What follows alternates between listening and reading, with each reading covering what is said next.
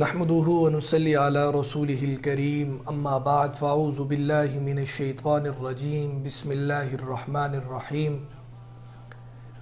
انا نحن نزلنا الذكر وانا له لحافظون صدق الله مولانا العظيم۔ سامعین گرامی، اللہ رب العزت نے قرآن مجید فرقان حمید کے اندر ارشاد فرمایا، کتاب انزلناہ الیک، کہ اے محبوب اس کتاب کو ہم نے آپ پر نازل کیا، لتخرج الناس من الظلمات الی النور، تاکہ ہم لوگوں کو اندھیروں سے نکال کر روشنی کی طرف لے کر آئیں۔ گویا یہ وہ کتاب ہے جو لوگوں کو، جو انسانیت کو اندھیروں سے نکال کر روشنی کی طرف لے کر آتی ہے۔ گویا یہ وہ کتاب ہے جو بھٹکے ہوئوں کو سیدھا رستہ دکھاتی ہے۔ گویا یہ قرآن مجید وہ کتاب ہے جو غیر مذلت میں پڑے ہوئے لوگوں کو اوج ثریا تک لے جانے والی کتاب ہے۔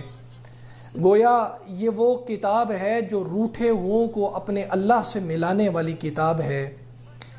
یہ وہ کتاب ہے جو پوری انسانیت کے لیے منشور حیات ہے۔ یہ وہ کتاب ہے جو پوری انسانیت کے لیے دستور حیات ہے۔ یہ وہ کتاب ہے جو پوری انسانیت کے لیے ضابطہ حیات ہے، بلکہ یوں کہا جائے کہ یہ وہ کتاب ہے جو پوری انسانیت کے لیے آب حیات کی حیثیت رکھتی ہے۔ سامعین گرامی، جہاں اللہ رب العزت نے اس قرآن مجید فرقان حمید کو تلاوت کرنے اور اس پر عمل کرنے کے لیے پوری انسانیت کو حکم فرمایا اور ان کی ہدایت کا سرچشمہ فرمایا، وہاں اس قرآن مجید فرقان حمید کا ایک بہت اہم سبب یہ بھی ہے جو عام طور پر بیان نہیں کیا جاتا، کہ یہ وہ قرآن مجید ہے، یہ وہ کلام الہی ہے جو عقائد کی اصلاح اور قلوب اور نفوس کے اوپر محنت کرنے والی کتاب ہے۔ حضور نبی کریم صلی اللہ علیہ وسلم نے صحابہ کرام رضوان اللہ تعالی اجمعین کی زندگیوں میں جو انقلاب برپا کیا، اس انقلاب کی سب سے بڑی وجہ یہ تھی کہ اس کلام کے ذریعے، اس قرآن مجید فرقان حمید کے ذریعے صحابہ کرام کے عقائد کو درست کیا، اور عقائد کو درست کرنے کے بعد ان کے نفس اور ان کے قلوب کے اوپر اس کلام الہیہ کے ذریعے ایسی محنت فرمائی کہ وہ صحابہ کرام رضوان اللہ تعالی اجمعین جو اپنی پچھلی زمانہ جاہلیت والی زندگی کے اندر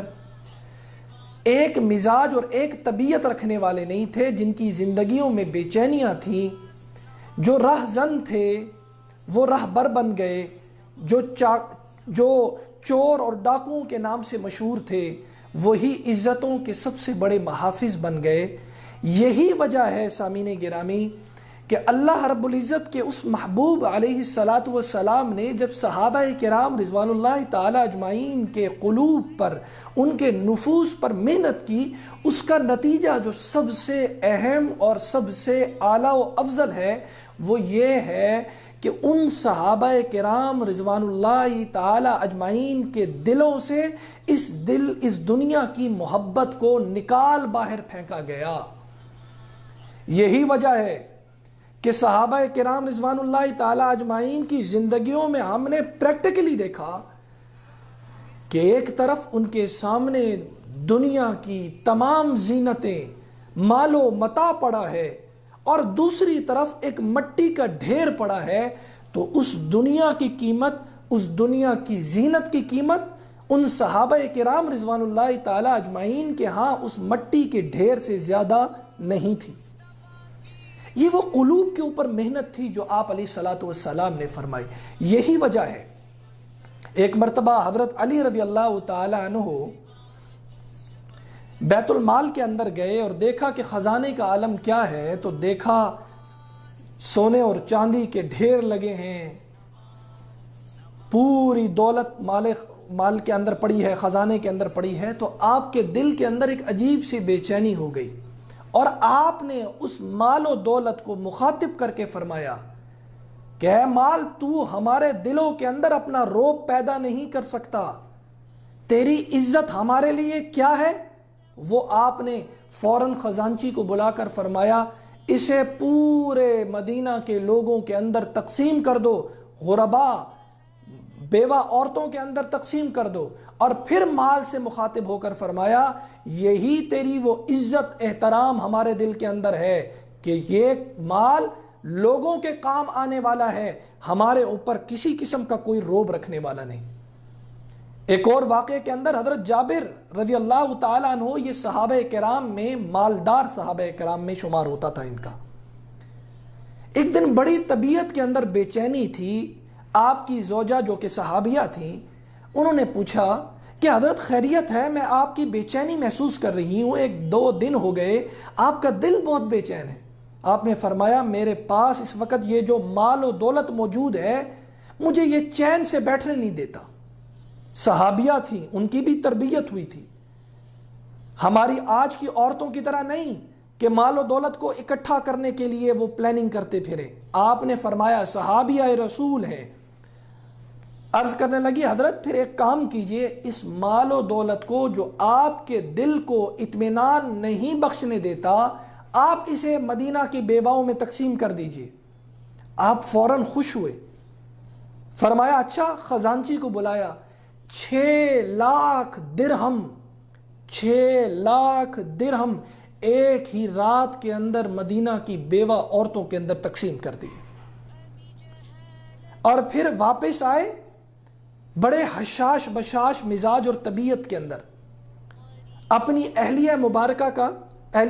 کا ہاتھ پکڑا اور ہاتھ پکڑ کے بوسہ لیا اور فرمانے لگے تمہاری اس بہترین تدبیر کی وجہ سے میرے دل سے بوجھ اتر گیا، اب میں اپنے آپ کو حشاش بشاش محسوس کر رہا۔ سامعین گرامی، جو تربیت کا اصول قرآن مجید نے حضور علیہ الصلاۃ والسلام کی زندگی کے ذریعے صحابہ کرام رضوان اللہ تعالیٰ اجمعین کی زندگی میں منتقل کیا، وہ اصلاح نفس تھا، وہ دلوں کے اوپر محنت کرنا تھا۔ آج قرآن مجید میری اور آپ کی زندگی میں کہاں ہے اور کیا اس کی حیثیت اور فوقیت ہے، یہ مجھے اور آپ کو بہتر طور پر پتہ ہے۔ ہمارے گھروں کے اندر آج قرآن مجید صرف اسی وجہ سے پڑھا ہے کہ بیٹی کی شادی ہو تو برکت کے لیے اس کے سر کے اوپر رکھ دیا جائے۔ ہم کس قدر کم عقل اور کم فہم لوگ ہیں کہ جس قرآن کو پوری زندگی کھول کر دیکھا نہیں، اس قرآن کو سر کے اوپر رکھ کر برکتوں کو کیسے حاصل کیا جا سکتا ہے۔ ہماری سوچ کا معیار، ہماری فہم کا معیار کس قدر ہے کہ ہم اپنے گھر کے اندر قرآن مجید کو اس لیے رکھتے ہیں کہ ہمارے گھروں کے اندر اس قرآن کے رکھنے کی وجہ سے برکت آ جائے، لیکن ہم میں سے کسی نے بھی اس قرآن کو اپنے گھروں کے اندر روزانہ کے معمول کے حساب سے کبھی کھول کر نہیں دیکھا۔ زندگیوں کے اندر انقلاب کیسے آئے گا؟ زندگیوں کے اندر برکتیں کیسے آئیں گی؟ میری اور آپ کی اصلاح کیسے ہوگی؟ کیا اصلاح قرآن مجید کو گھر میں رکھنے کی وجہ سے ہوگی یا اصلاح قرآن مجید کو پڑھنے اور اس پر عمل کرنے کی وجہ سے ہوگی؟ کیا قرآن مجید بیٹی کے سر پر رکھ کر برکتیں حاصل کرنے کی زندگی میں ہوگی، یا اس قرآن مجید فرقان حمید کو اپنی بیٹی کو تربیت دینے کے لیے کہ بیٹا اسے اپنی زندگی میں تلاوت کرنا ہے، اگر تلاوت کرو گی تو زندگی میں برکت بھی آئے گی، عمل کرو گی تو سونے پہ سہاگا یہ ہوگا کہ اگلے آنے والی نسلیں بھی اس دین کی خدمت کے لیے اللہ قبول فرما لے گا۔ لیکن یاد رکھیے سامعین گرامی، اگر مقصد قرآن سے اپنی اصلاح مقصد ہوگا، اللہ بھی ہمارے ساتھ کھڑا ہوگا، اللہ بھی اس میں برکت ڈالے گا۔ کیوں؟ اس لیے کہ یہ قرآن مجید اللہ کے اندر سے نکلا ہوا کلام ہے، گویا یہ اللہ کے جذبات کو ہمارے تک پہنچانے والی کتاب ہے۔ وہ دور چلے گئے جب صحابہ کرام قرآن کی تلاوت کیا کرتے تھے اور اللہ کے فرشتے آسمان سے اترتے تھے۔ کیوں؟ ایک صحابی رسول قرآن کی تلاوت کر رہے ہیں، سامنے گھوڑا بندھا ہوا ہے، صحابی رسول بڑے مزے لے کر قرآن کی تلاوت کر رہے ہیں۔ جیسے ہی تلاوت شروع کرتے، کچھ دیر بعد محسوس کیا کہ گھوڑا جو ہے وہ بدکنے لگتا، چھلانگیں مارنے لگتا۔ آپ نے دوبارہ اٹھ کر دیکھتے کوئی مسئلہ تو نہیں گھوڑے کے ساتھ، پھر دوبارہ آ کر بیٹھتے، قرآن کی تلاوت کرتے، دوبارہ وہ پھدکنے لگ جاتا۔ اسی طرح رات میں معاملہ رہا اور آپ نے آخرکار قرآن کی تلاوت کو بند کر دیا۔ صبح یہ واقعہ آپ نے حضور علیہ السلام سے بیان فرمایا۔ آپ علیہ السلام نے ارشاد فرمایا، میرے صحابی،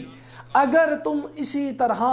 قرآن مجید کی تلاوت کرتے رہتے تو صبح مدینہ کے لوگ اللہ کے فرشتوں کی زیارت کر لیتے، کیونکہ تمہارے قرآن پڑھنے کی برکت کی وجہ سے، تمہارے قرآن کو اخلاص کی ساتھ پڑھنے کی وجہ سے اور خوبصورت انداز میں پڑھنے کی وجہ سے اللہ کے فرشتے آسمان سے اترے، اس بات کی اجازت لیتے ہوئے کہ یا باری تعالیٰ ہم تیرے اس بندے کے قرآن کو سننا چاہتے ہیں۔ وہ گھوڑا اس لیے بدک رہا تھا کہ وہ فرشتوں کو دیکھ رہا تھا، اس وجہ سے وہ بار بار بدکنے شروع ہو جاتا تھا۔ اگر تم اسی حالت کے اندر قرآن کو پڑھتے رہتے تو صبح مدینہ کے لوگ فرشتوں کی زیارت کر لیتے۔